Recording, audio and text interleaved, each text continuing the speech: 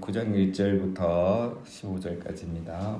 이 후에 방백들이 내게 나와 이르되 이스라엘 백성과 제사장들과 레위 사람들이 이 땅 백성들에게서 떠나지 아니하고 가나안 사람들과 헷 사람들과 브리스 사람들과 여부스 사람들과 암몬 사람들과 모압 사람들과 모압 사람들과 애굽 사람들과 아모리 사람들이 가증한 일을 행하여. 자, 이후에 이제 에스라가 2차 포로기 한 백성들이 이곳에 와서 3일을 쉬고, 자, 그 다음에 이제 번제를 드리고 이런 시간들이 지났죠. 이제 다 자세히 기록은 되지 않았고 약간 이렇게 앞뒤 순서가 바뀌면서 기록이 됐지만 이 기간에 이제 에스라가 말씀도 가르치고 이렇게 예배도 하고 했던 겁니다. 자, 어제까지 우리가 살펴본 거는 이제 예배를 드리고 번제를 140-50년 만에 참으로 번제를 드린 거죠. 그래서 얼마나 듣들고 감격스러웠겠습니까? 그런 모든 일을 이제 하고 난 이후에 무슨 일이 있었느냐? 방백들이 이제 에스라에게 찾아온 겁니다. 자, 이제 읽어보신 분들 알겠지만 이 방백들은 이제 누구냐면 백성들 중에서도 그 좀 이렇게 깨어 있는 사람, 이제 에스라의 이 설교 말씀을 듣고 이제 보면은 제사장들과 레위인들의 죄를 이렇게 고발하러 온 사람이에요. 에스라의 설교를 들어보고 성경을 배워보니까 지금 우리 백성이 지은 죄가 너무 심각한 거예요. 그래서 그 죄를 에스라에게 알려주기 위해서 왔습니다. 자, 그 죄가 뭐냐면 이제 이 제사장과 레위인들이 이 가나안 7족 7족속이죠. 지금 1절에 나오는 여러 족속들 이름이 그들하고 결혼을 시키는 거예요. 자, 2절. 그들의 딸을 맞이하여 아내와 며느리로 삼아 거룩한 자손이 그 지방 사람들과 서로 섞이게 하는데 방백들과 고관들이 이 죄에 더욱 으뜸이 되었다 하는지라. 지금 우리 끊어서 읽어서 그런데 1절에 보면은 이스라엘 백성과 제사장과 레위 사람들이 이 땅 백성들에게서 즉 이 가나안 족속들이 쭉 나오죠. 그래서 그들의 딸을 맞이하여 아내를 삼고 며느리를 삼고 그래서 그들과 섞이게 되는데 이 일에 누가 더 앞장서 죄를 짓는다? 방백들과 고관들. 특별히 1절에 보면 이제 제사장과 레위인들이죠. 그러니까 두 가지 죄입니다. 크게 첫 번째는 이방인, 이 가나안 족속들과 결혼을 하는 거예요. 이제 이거는 모세오경에 보면 금한죄잖아요. 금한거잖아요. 근데 그런 죄를 짓고 특별히 이제 이런 일을 누가 앞장선다? 방백도 고관들, 특히 지도자들, 또 이 제사장들, 레위인들, 이 제일 모범을 보여야 할 사람들이 이 일을 더 범하고 있는 거죠. 그러니까 이 말을 듣고 이제 에스라가 어떻게 반응하느냐? 3절에 보면 내가 이 일을 듣고 속옷과 겉옷을 찢고 머리털과 수염을 뜯으며 기가 막혔으니. 에스라가 이 얘기를 듣고, 그러니까 지금 누구에게 듣냐면 이제 에스라는 2차 귀환자라겠죠. 80년 만에 지금 돌아왔죠. 그러니까 먼저 1차 귀환에서 돌아온 사람들이 70년 동안, 80년 동안 처음에는 성전 짓고 열심히 예배 생활하다가 시간이 지나면서 이제 이렇게 한 거예요. 이방인들하고 결혼하고 레위 제사장들이 더 그렇게 한 거예요. 그 얘기를 듣고 나니까 에스라가 속옷과 겉옷을 찢고 머리털과 수염을 뜯으면서 애통해 하는 겁니다. 에스라가 보면 대단하죠. 에스라는 지금 이제 이런 그 백성들의 죄를 듣고 이렇게 반응을 했는데, 이제 어제 우리가 에스라의 리더십과 그 느헤미야의 리더십 좀 비교해 봤잖아요. 여러분 같으면 에스라를 따라서 귀환하겠습니까? 느헤미야를 따라서 귀환하겠습니까? 에스라는 하나님께 기도해서 그 무서운 도적대의 길을 하나님만 믿고 왔고, 느헤미야는 군대를 동원해서 안전하게 이렇게 하나님을 의지하면서 왔고, 누굴 따라가겠습니까? 에스라. 느헤미야 아니고요. 느헤미야 둘 다 하나님을 의지했다니까요. 자, 그런데 이 리더십이 참 다릅니다. 자, 오늘 이 말씀을 보면은 에스라는 백성들의 이 죄를 듣고 자기 수염과 겉옷과 속옷을 찢고 머리털과 수염을 다 뽑으면서 기도를 한 거예요. 근데 에스라는 나중에 보면은 에스라는 어떻게 했냐면 이런 죄를 짓는 자들을 데려다가 때리고 그들의 머리털을 뽑은 거예요. 리더십이 이렇게 달라요. 에스라는 자기 머리털을 뽑아버리죠. 자, 이렇게 하는 이유가 있죠. 이 일을 들으면서 자기 죄처럼 생각해요, 에스라는. 자, 4절. 이에 이스라엘의 하나님의 말씀으로 말미암아 떠는 자가 사로잡혔던 이 사람들의 죄 때문에 다 내게로 모여오더라. 내가 저녁 제사 드릴 때까지 기가 막혀 앉았더니, 지금 자꾸 사건이 왔다 갔다 하는 것처럼 헷갈리거든요. 아까 그 1절에서 왔던 사람들 말합니다. 자, 에스라가 안타까워서 이제 슬퍼함 애통함이 있을 때에 이해란 말은 하나님 말씀으로 말미암아 떠는 자. 이건 뭐냐면 이제 그동안 에스라의 설교를 듣고 성경 공부를 하고 나니까 이스라엘의 죄가 심각하다는 걸 알고 이 죄 때문에 하나님이 또 우리를 심판할 것을 깨달은 사람들. 그 사람들이 이제 어떤 고자질을 하러 온 건 아니고 이런 죄가 우리 안에 있는데 어떻게 해야 되느냐. 이제 에스라에게 그걸 의논하는 거죠. 예, 이들이 왜 떨었겠습니까? 이 죄가 크다는 거, 하나님의 저주가 임하게 된다는 걸 알았던 거죠. 그들이 어떻게 알았겠습니까? 아직은 안 나오고 뒤에서 나오는데 에스라가 말씀을 가르칠 때 그 말씀을 배우고 나서 깨달은 거예요. 그래서 이제 에스라가 저녁 제사를 드리며 기도하려고 할 때에 이제 이 사람들이 또 찾아온 거죠. 자, 여기 보면 이제 우리가 한 가지 적용할 게 있죠. 그 1차, 2차, 3차 포로 기한이 있는데 각 포로 기한마다 이제 특징이 있잖아요. 1차는 주전 538년, 2차는 주전 458년, 3차는 444년이거든요. 한 80년, 그 다음에 한 15, 16년 이렇게 차이가 나는데 첫 번째 기한의 목적은 성전 제거, 3차 기한은 성벽 제거. 근데 2차 기한의 목적이 뭐였죠? 성전의 예배 회복이에요. 신앙 회복. 이것을 위해서 온 거예요. 그래서 에스라가 와서 이제 말씀을 가르치는 거죠.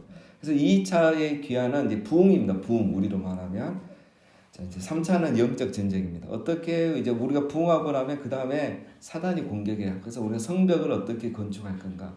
교회의 영적인 벽들을 어떻게 세워갈 건가? 이게 이제 느헤미야서이고 중요한데. 자, 오늘 여기에 보면 이제 이 부흥의 시작이 어디서부터 오냐? 에스라 혼자 백날 설교해서 되는 게 아니고 하나님의 그 말씀을 듣고 말씀에 반응하는 사람들 통해서 부흥이 시작되는 거예요. 그러니까 집회가 끝나고 은혜 받았잖아요. 그런데 예전으로 돌아가서 이제 똑같이 사는 사람이 있는가 하면 집회 끝나고 2주나 이렇게 막 부흥회를 하니까 말씀에 반응해서 삶이 달라지는 사람이 있고 기도하기 시작하는 사람이 있는 거야. 그런 사람들을 통해서 하나님의 부흥의 역사가 일어나는 거야. 그게 바로 부흥의 파도의 물결에 들어가는 겁니다. 에스라가 이렇게 가르쳐도 그 에스라의 그 가르침을 듣는 그 모임에 오지 않는 사람도 있고 와서 와 말씀 너무 좋다 하고 다시 돌아간 사람이 있고 말씀을 듣고 보니까 우리 백성이 너무 심각해요. 그래서 기도하기 시작한 사람이 일어나는 거야. 이렇게 해서 부흥은 이런 세 번째 사람들 중심으로 일어나는 겁니다. 그래서 우리도 똑같이 그렇게 다 가는 겁니다. 이거 항상 반복되는 거니까. 자, 그래서 지금이 중요한 때죠. 자, 5절. 저녁 제사를 드릴 때에 내가 근심 중에 일어나서 속옷과 겉옷을 찢은 채 무릎을 꿇고 나의 하나님 여호와를 향하여 손을 들고. 자, 이제 여기서 5절부터 15절까지는 기도하는 내용입니다. 에스라가 기도하고 또 10장에서도 기도하는 내용들이 나와요. 그래서 이제 우리가 참고하면 되겠습니다. 자, 내가 근심 중에 일어나서 어떻게 합니까? 나의 하나님 여호와를 향하여 손을 들고 기도했습니다. 에스라도 얼마 기가 차겠어요. 들뜬 마음으로 왔는데 이 백성이 세상에 뭐 그냥 예배 안 드리고 이 정도가 아니라 이방인들하고 결혼을 하면서 하나님이 그만 그 큰 죄를 짓고 있다고 하니까 얼마나 걱정이 되겠습니까? 근데 에스라가 이렇게 나라가 걱정되고 백성이 걱정되니까 어떻게 했죠? 근심 중에 일어나서 나의 하나님 여호와를 향하여 손을 들고 기도한 거야. 기도합니다. 그래서 우리가 나라가 걱정되고 교회가 걱정되면 무엇을 해야 된다? 기도한다. 자, 우리가 기도하면 하나님이 일하신다. 에스라가 이렇게 기도하고 이제 하나님이 이 영적인 부흥을 일으키는 거죠.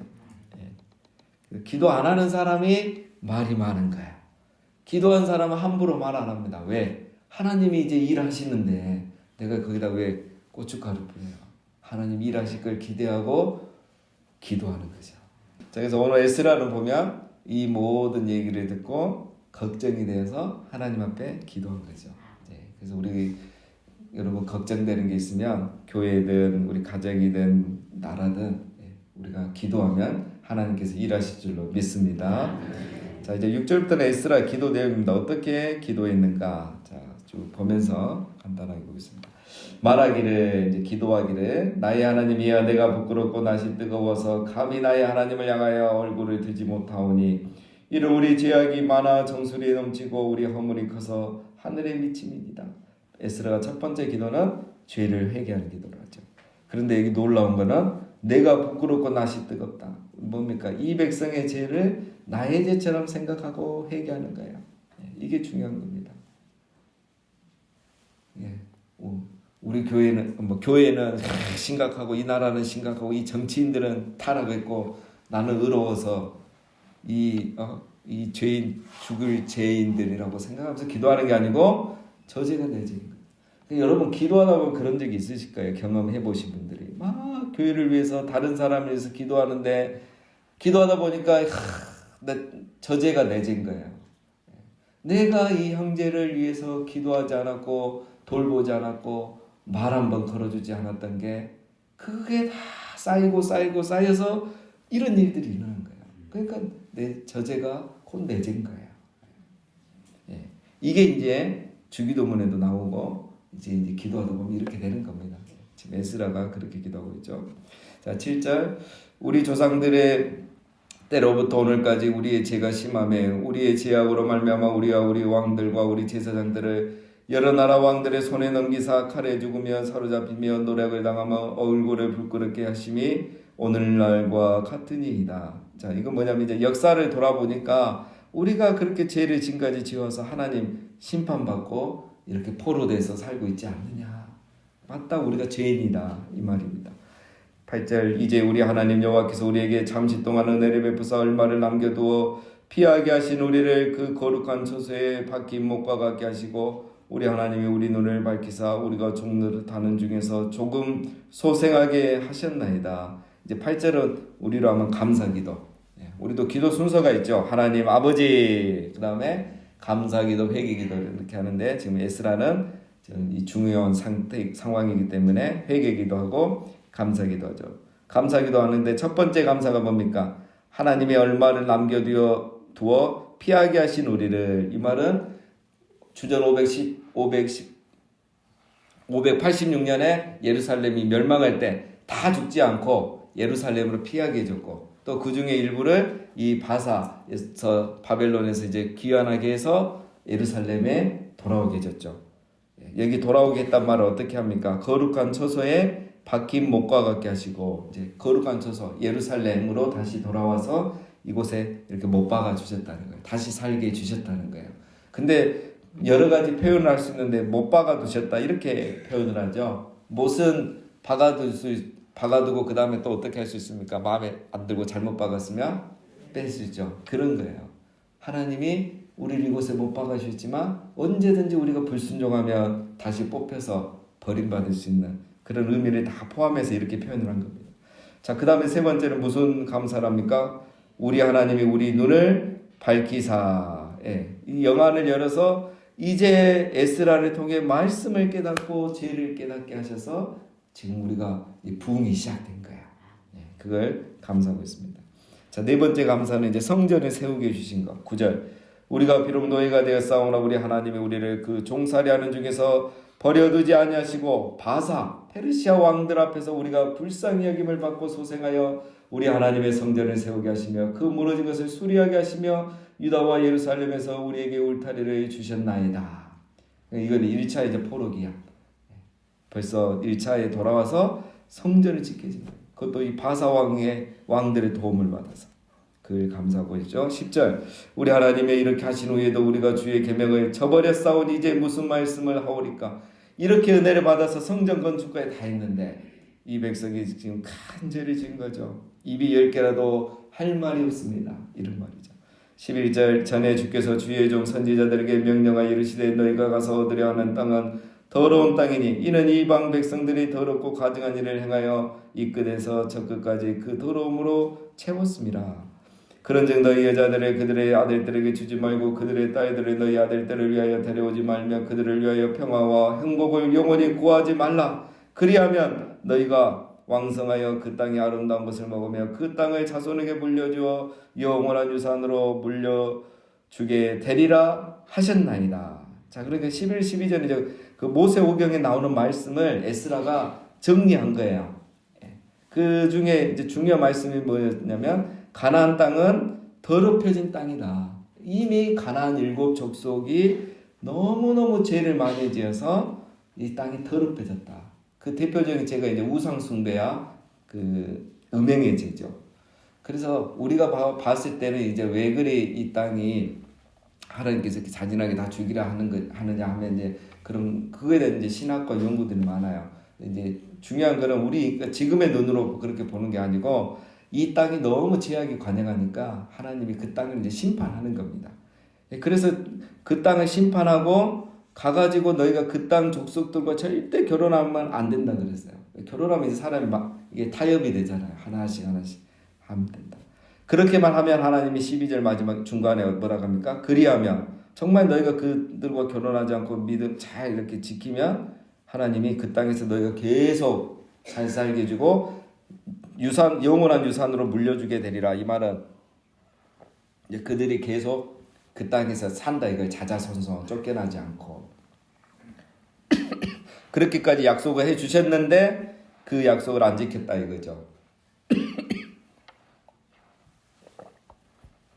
자 13절 우리 악한 행실과 큰 죄로 말미암아 이 모든 일을 당하였사오나 우리 하나님이 우리 죄악보다 형벌을 가볍게 하시고 이만큼 백성을 남겨주셨사오니 그래서 이제 이렇게 그 말씀을 어기고도 이렇게 죄를 짓고 있는데도 하나님은 죄악보다 형벌을 가볍게 하셔서 은혜를 베푸셔서 지금 살게 하시는 겁니다. 14절 우리가 어찌 다시 주의 계명을 거역하고 이 가증한 백성들과 통혼하오리까? 그리하면 주께서 어찌 우리를 멸하시고 남아 피할 자가 없도록 진노하시지 아니하시리까? 이스라엘 하나님 여호와여 주는 의로우시니 우리가 남아 피한 것이 오늘 나가 싸웠거늘 도리어 주께 범죄하였사오니 이로 말미암아 주 앞에 한 사람도 감히 서지 못하겠나이다 하니라. 예, 여기까지 지금 현재 상황을 놓고 이렇게 은혜를 베풀으셨는데 우리가 또 죄를 지었습니다. 할 말이 없습니다 하면서 자기의 죄처럼 회개하기 시작한 거죠. 자, 오늘은 이제 이스라엘의 이 2차 기한 이후 새로운 영적인 부흥, 신앙 회복의 첫 스타트입니다. 자, 어떻게 이 신앙의 부흥, 이스라엘의 부흥이 시작됐습니까?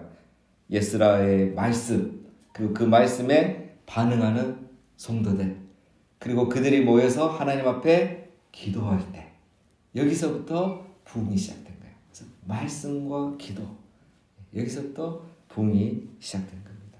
우리 교회도 하나님의 말씀 붙들고 이렇게 새벽마다 기도하는 우리를 통해서 부흥의 역사가 시작될 줄로 믿습니다. 함께 기도하겠습니다.